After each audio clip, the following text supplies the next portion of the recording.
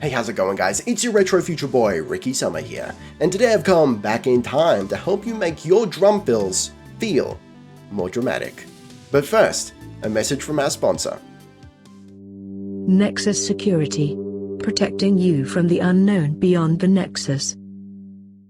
Alright, so lately I've been getting a lot more comments, a lot more questions about music production. So you know what? Let's talk music. Let's talk mixing, maybe a little bit of mastering, which is a bit of a big, scary, secretive subject. Let's talk about songwriting, maybe some music theory, and just in like bite-sized little chunks so that you can pick up some new ideas, maybe some things you haven't thought of before, or things that you've always wanted to know how to do. Alright, so the first thing we're going to talk about is making your drum fills and transitions between sections more dramatic. I'm going to show you what I mean. Now take my hand, it's time to enter the zone.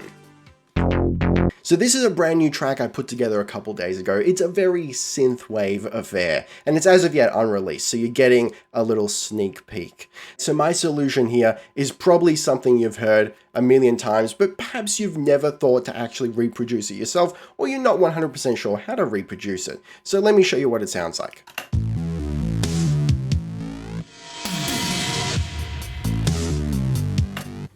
Alright, I'm of course talking about that. So what that is simply just a cymbal hit reversed with a whole bunch of effects on it. So we're going to break it down and go show you how I made that. This was not a sample that I took from somewhere else. I made it myself in just a couple of minutes. So first, let's have a listen to it without it so you can hear the difference.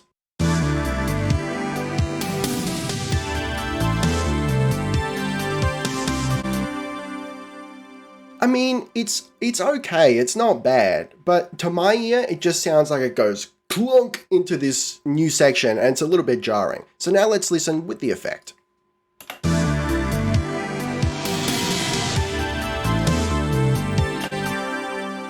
See how that kind of pulls you into the new section? It both smooths it out and draws you in. I love it. That's so cool. All right, so this is really easy to make. We're going to open up a new project here, just so you're not seeing all the fancy colors and getting confused with all the other tracks. So what we're going to do is we're going to create a virtual instrument track here. And then I'm going to select my vintage drum elements, which is a free VST. I'll put a link to that in the description. This is just sort of my default retro-y drums that I use. Okay, so now let's pick a sound. It's going to be that one there. That's what I used in the previous effect. Okay, so I'm going to hold Control, and I'm just going to draw in a MIDI item. Then I'm going to double click on that. I'm going to find that sound. There it is. And I'm going to draw that in. Perfect. Let's have a listen. Cool. And it stops around there. But that's fine. We can leave it as it is. So the next thing I'm going to do is right click. And I'm going to go apply track / take effects to item as new track. And what this has done is it's turned the MIDI information, which is not actually audio. It's just zeros and ones telling the computer, the virtual instrument, what note to play. It's turned that information into an actual waveform. Now we've got actual audio. So I'm going to right click on that now. I'm going to go to take and then crop to active take. You can also press Alt-Shift-T, which I like to do. Alt-Shift-T. There we go. Perfect. So what that does is it removes the previous MIDI take. So now we've only got that audio. Let's have a listen. There you go. Sounds exactly the same. So now what we're going to do is right click again. And this time, right here, we're going to click reverse item as new take. And there you go. It's just reversed the sound. So now, once again, we can right click, go to take, and crop to active take. Let's have a listen. There you go. You hear it's coming together. Okay, so there's a lot more going on with this. There's a few effects. So I'm going to jump over to the previous project over here. I'm going to go to the effects, and I'm just going to copy the effects that we have on that track and go to the effects of the new project. I'm going to paste that in. Okay, so now I'm going to delete the virtual instrument. We don't need the drums anymore because it's already audio. It's already a proper sound. And now let's have a listen. Oh, that's big. That's big, right? All right, so now let's go through each of these effects and I'm going to tell you what's going on. First up, we've got repitch, which is just a standard free plugin that you get with Reaper. And what this does is allow you to adjust the pitch of a sound. So I've just dragged it down 6 semitones. So for those who may not know what a semitone is, let me pull up my keytar here. A semitone is simply going from one note to the very next note, or the previous note. So it may be going from a white note to a white note, or a white note to a black note, or a black note to a white note. In either direction. It's just the very next key over. Simple as that. Okay, so I've dragged it down 6 semitones, and let's have a listen just with the pitch shifting. And now without. See? So it sounds less like a cymbal, which is quite high-pitched, and now it's more like a nebulous effect that you can't quite put your finger on. Okay, then we've got a plugin that unfortunately is not free, but I love it so much. We've got the Super VHS. So what this does is it kind of simulates the sound of running your audio through an old VHS tape. Now let's have another listen to it. Right, now without.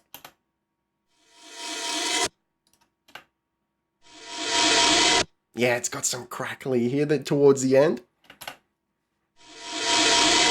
It makes it lo-fi, it makes it sound like it's damaged. It's great, that's fantastic. Okay, next one is the dub delay, and this one is free. This is by Tao. Tao has a bunch of fantastic free plugins, synthesizers, effects. I recommend all of them, they're great. So now let's have a listen with the delay. Yo, right? Now without. Fantastic. Okay, so this is actually stereo delay. What that means is each ear is delaying at a different rate. You can see here that the left ear is set to quarter notes and the right ear is set to eighth notes. So let's have another listen to that. Right? So it's got that wah, wah, wah between the ears sound.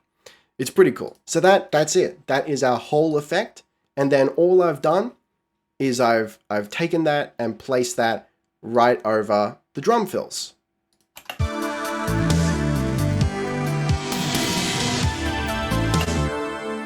Pretty cool, huh? So there's just one other thing I've done, and the eagle eyed among you might have already noticed.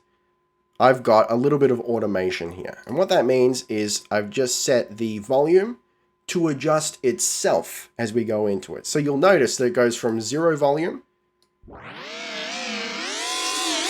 and it gets louder. So the transition is smoother. If I take that out and have another listen to it, it just comes in real harsh, right? You can actually see it in the waveform there. There you go. Yo, it's such a simple trick, and I'm positive that you've heard it so many times, especially in filmic stuff. You'll hear it in ads, car ads in particular. You'll hear like a go, go, go, go, go, go, go, shoo, and then it breaks into, you know, the big beat and everyone's having fun, going on holidays in their SUVs and sticking it up the neighbors. You know how it goes. It's that sort of shit, right? It's super simple, it's used everywhere, and it's really not a difficult effect to reproduce. And we don't just have to use a cymbal. We can do all sorts of things. We'll draw in another MIDI item, apply track take effects, and then we'll reverse that and crop to take. Let's see what it sounds like.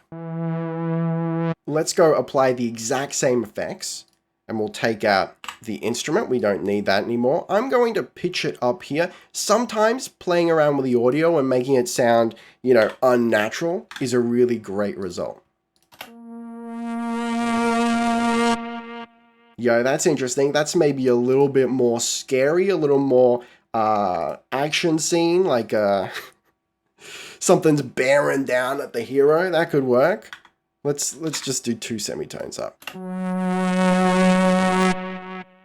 Interesting. All right, I'm not sure that one's going to work in this song over here. With this sort of thing, a cymbal is much more appropriate. But there you go, guys. You know, you can play around with it. You can shove a bunch of different sounds in there and see what you come up with. You know, experiment, find your own sound. That's what music's all about. All right, guys. Thank you very much for watching. I hope this was helpful. Let me know of your music creation journeys in the comments down below, and let me know what you want to see next. You know, I'm happy to source topics from the comments because I want to help you out. I want to help you guys make some music. All right, don't forget to gently caress that like button.